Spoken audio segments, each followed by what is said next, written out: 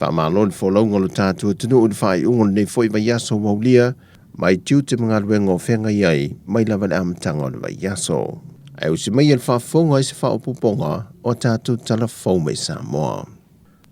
O lea ua amata ne una whaate itai i le whainga fau lea ua whaata atia, o aia ingol pe mita fitu aso a Amerika Sāmoa, e uru whale atua i o tātua tangata ilo lātu territory. E fitu aia inga i o whaata atia mai le nei whaata ita inga, e le ngata te tawana umia le tangata lea o le amalanga atu se tusi folau, mai e whaamaonia o lo iai se pepa malanga e alu matoe foi mai, o se pepa whaamaonia o se whale tari maa loe no foi pea o atu, po se wo po se tau ainga o le ano foi.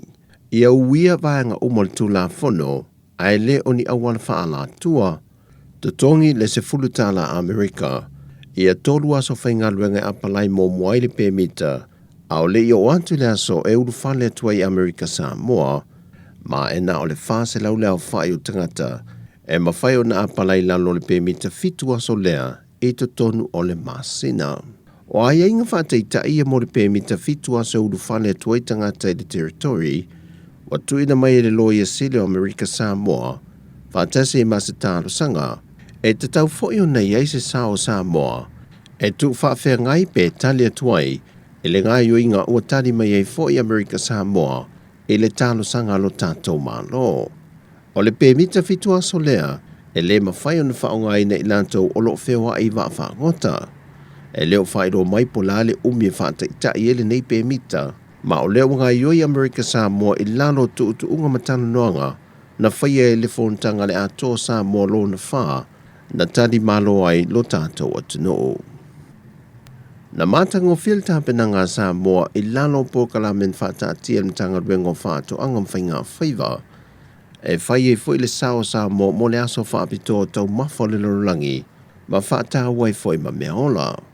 E le wha moe moe na whātau teia le maketi tele i funga lei, na poto e le ngato sui mai le malo, ai whapena fwoi le to tele le au whai whātu anga, mga yo inga matapenanga ro fiso whātu anga le au meia leo moa, e whātau wantu leo whai whātu anga e tai luas futa lai le puso tama i moa. O mea i tua o lo, tia pula, o whaamiringa o koko Sāmoa maisi la au, ai whapena fo i mea whaangota e tufutu whātu le au whai whaiva. I le saunoanga le fionga le minister i ala auli leo o te polata i Valfo se Schmidt.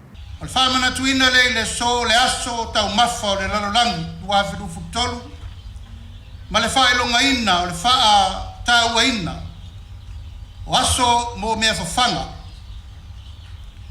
O manatu le matanga ruenga o leo mae o na whatu langa tātou wai se lenga. Ma tātou talomua o leo wha solo atu inu itua. I tu malo tai tau tasi uma e lima sfutasi o tātou watunu. Nā ua uman whatatia le ala fua me le mafu anga. O manatu ai le matanga ruenga e te tau na wha sopolia i tu malo uma. Ina ia unai atu ai le manu lauti le iai le tātou waso le nei. Ia toto, ia lava tau mafa i le atunu. Ia toto, ia faa ua upea lona maua. Ia aua ne ingata faa pea nao se vaitaimi o na motu sia leo le sapalai. Ua tātou mea ano, talo, fai, ufi, popo koko, tamu, manioka. Ma so se tu ainga o fuala au. Ma so se tu ainga o ngase senga wal tātou fonga tau mafa. I mea tau mea anu. Whapena foi tu langa i le tātou sila. I tu langa o tātou mea whawhanga i ai whatau e le aso le nei. Tātou povi, ma moe, moa, kua, tusi pako, maisi uma i tu ainga. O mea whawhanga e ngaosi ma maua ai tu langa o tau mafa le tuongo le tātou atunu. O whanau te ingo le fionga le minister, mō le nei aso whaapito tau mafa le lorangi u whaamanatu e Sāmoa. Ia awere whaatawa ia i lātou pito i sili no lātou mana o mia le whesoa swani. E le ngata lau whai whaatoanga whaatoa a mata o nā tia e lātou whaatoanga. Ai whape nā fwoi mō le au whai whaiva. Ma o lātou umai tālo sanga fi a mata ni a lātou wāti nae. Whautua ina le fionga le minister male matanga ruenga. E na ia restala mō mua. ma ia mautinoa e wha wau meo le atu inatu e le ofiso wha atua ngai amatai.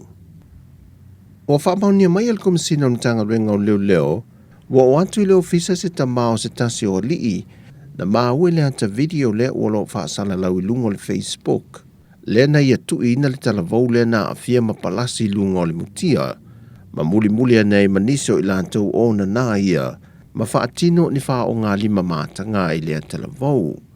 O le tamale na ia wha ailo i leo o ia e ana le atale e, wa wha ailo fo i eilo na ingoa, ma le me e whai ngalu e ngai.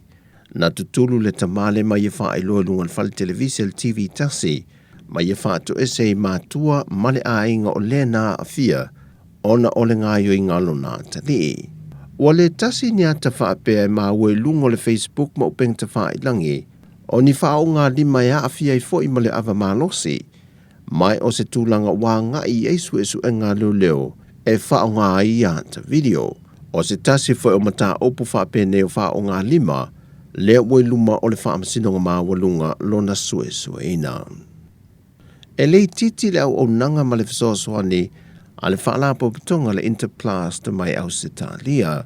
Leo fofui no meo le au nanga la tau fo mai e whaatino ta o tonga, e au fie ma fo mai o le pau, fo mai e ngafa mawaila au tui moe, e au fie ma nese o au nanga.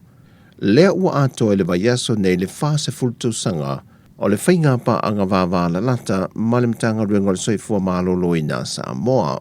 O whaama wina le to tele ma malo le atunu, na whaamunia ina ma malolosi mai ta o tonga mga yuinga fisosoani le nei whaalapu tonga, e au fie mga singa se fufonga po mata, o ia ngā luenga fisosoani uma, na o lato whaatino le mautanga singa se ulu matotua. Mai o se ngā yuinga pito i sili fo i leo na te lelo na o ngā mua tātou fo mai Sāmoa, wa whaasoa mai fo ilo lato to mai, i o tātou fo mai Sāmoa. O tala ia mo le whai ungo le nei vai yaso, manuia tele lo tātou atunu o, whaasoi foia.